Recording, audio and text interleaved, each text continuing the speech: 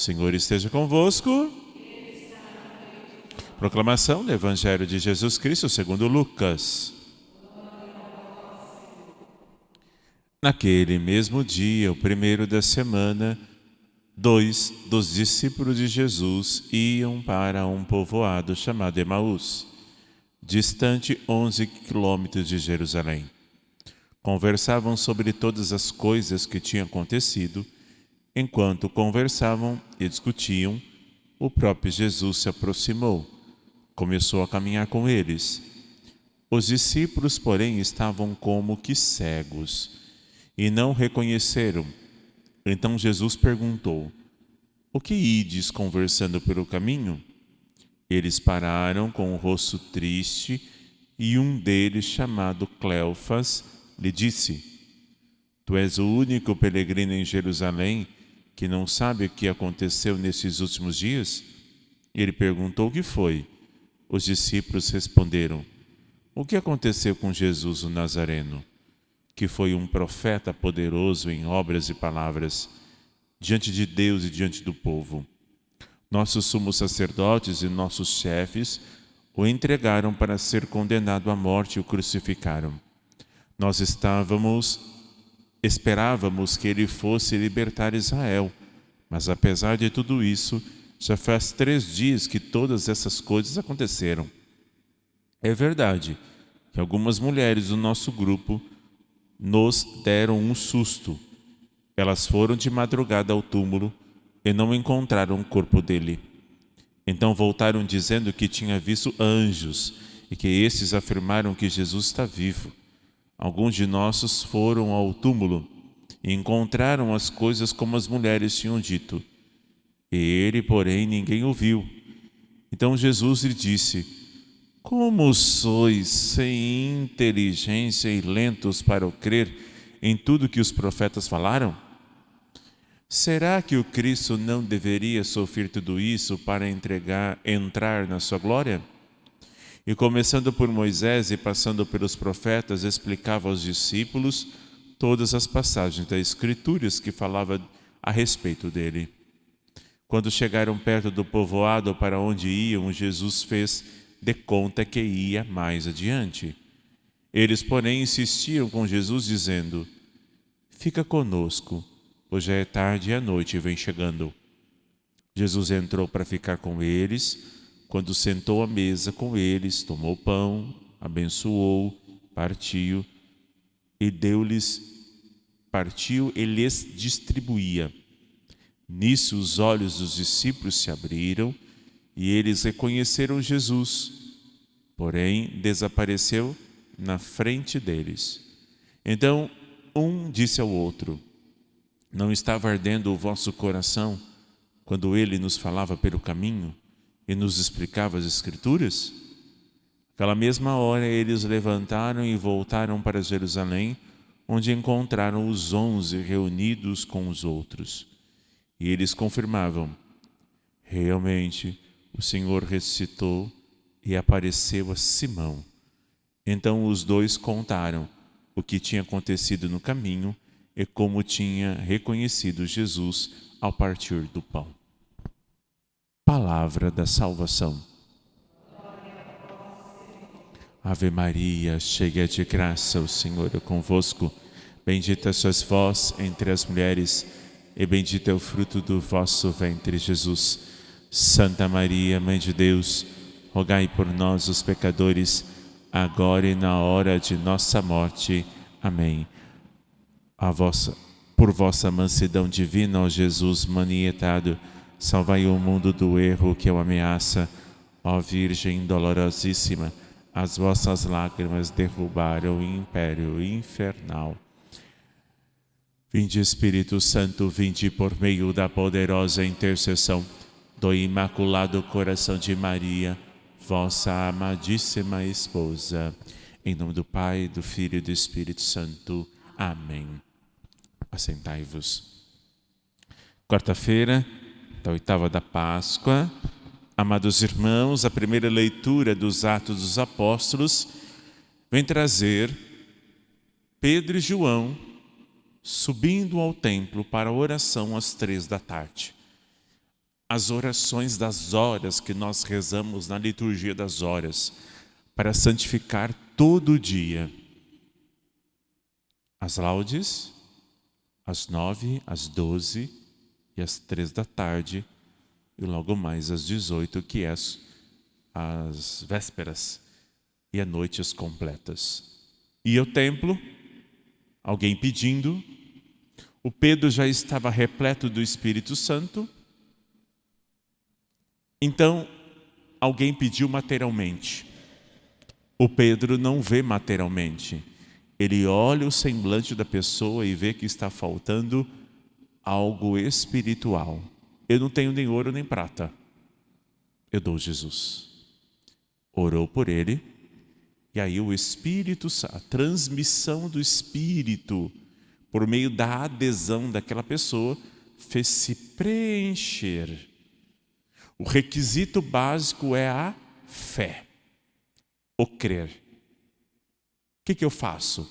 Creia. O que eu faço? Receba já o batismo do Espírito Santo, logo depois vai descer nas águas. Eu crer. Ali não precisava materialmente, precisava espiritualmente.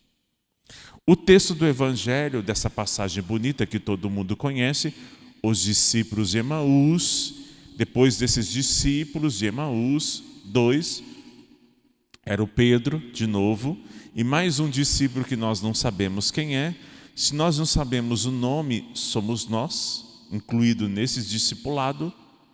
Desses discípulos de Emaús vai surgir os 72 discípulos, do qual a gente sabe que o Senhor recolhe 12 desses 72.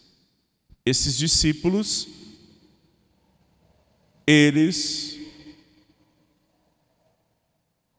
viram, ouviram falar. Eles olharam para a cruz e disseram: acabou tudo. Nosso sonho, nossa esperança. A fé era menor. Quando a fé é menor, a esperança também é menor. Acabou tudo, cabisbaixo, triste, caminhando. Acabou tudo, olha, o nosso mestre morreu, o luto, sem esperança de nada. Acabou. E agora eu vou viver a tristeza, o luto. Jesus aparece. Porque a fé dos discípulos era menor. Lembra quando Jesus cura aquele cego e aquele cego vê turvas coisas, vê as árvores passarem? É a mesma coisa o discípulo, os discípulos. Mas olha o que eles recordaram.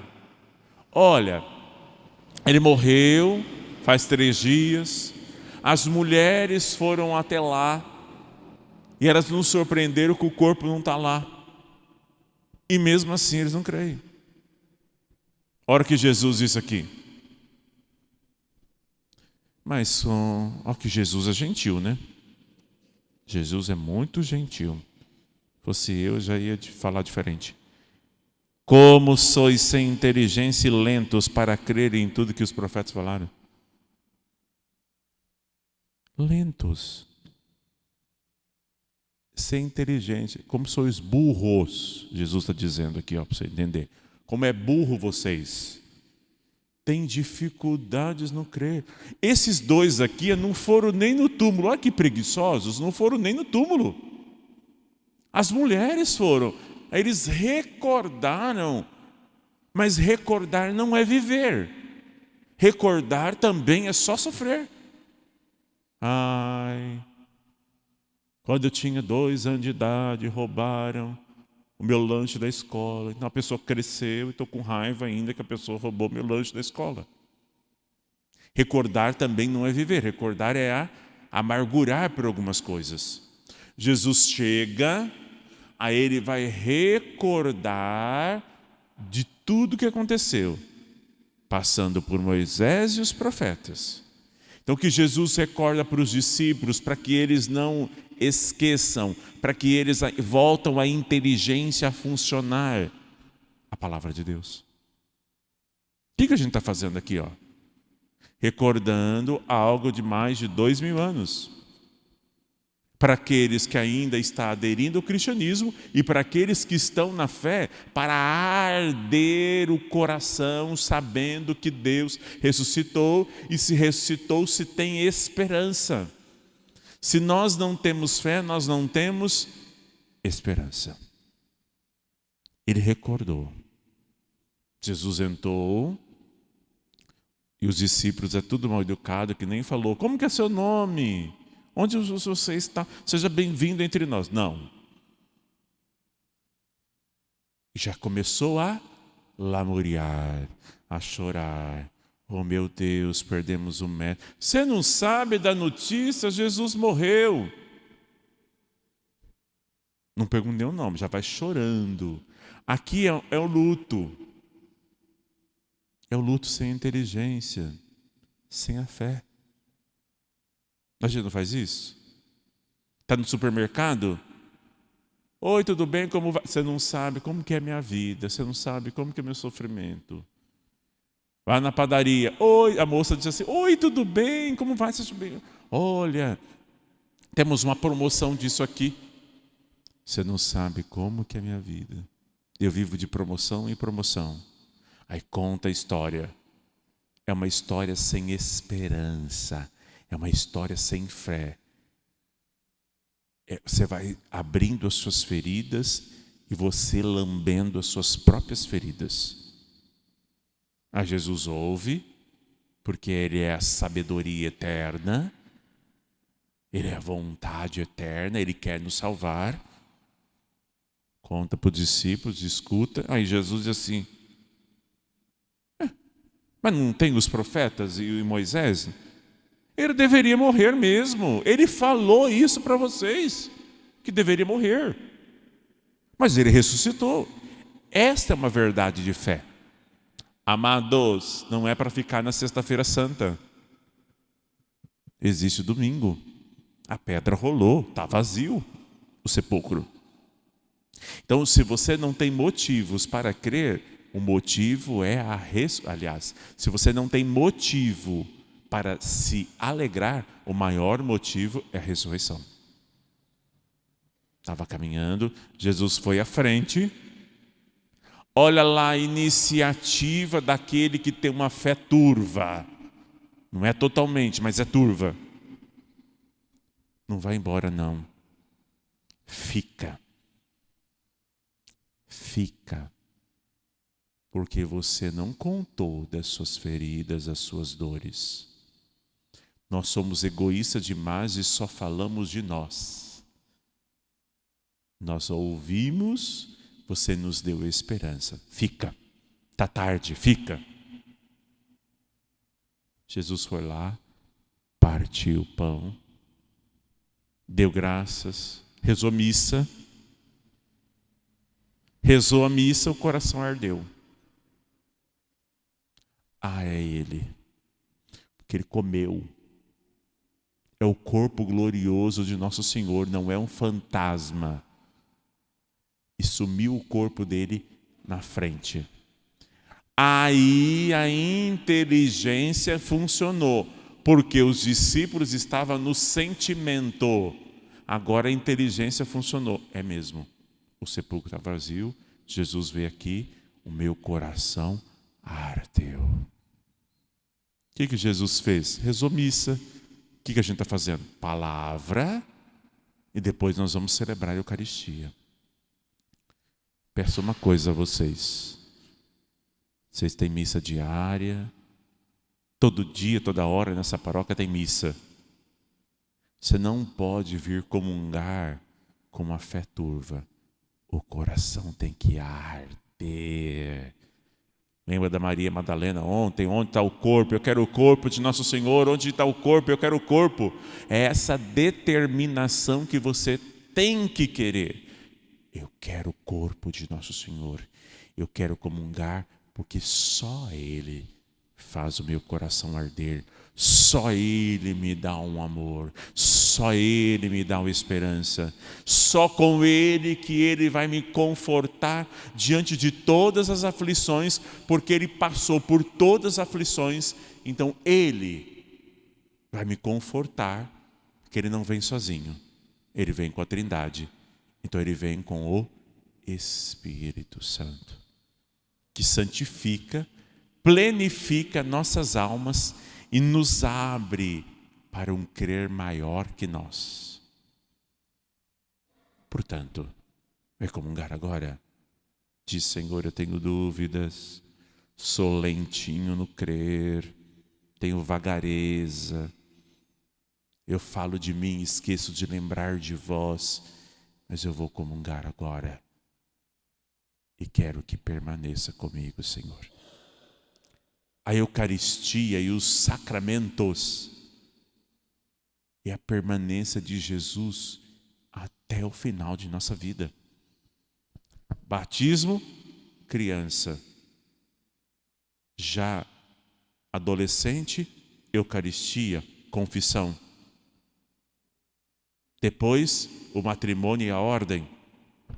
No final da vida, unção dos enfermos. E repete o sacramento da Eucaristia e da confissão. Desde o nascimento até a morte, Ele fica conosco. Só depende de você buscá-lo e querer.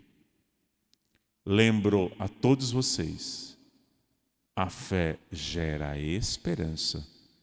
esperança gera a caridade, o amor. Fé, esperança e caridade. Fica conosco, Senhor, é tarde e a noite já vem. Fica conosco, Senhor, somos seus seguidores também. Fica conosco, Senhor, é tarde e a noite já vem. Fica conosco, Senhor, somos seus seguidores também. Ofertemos.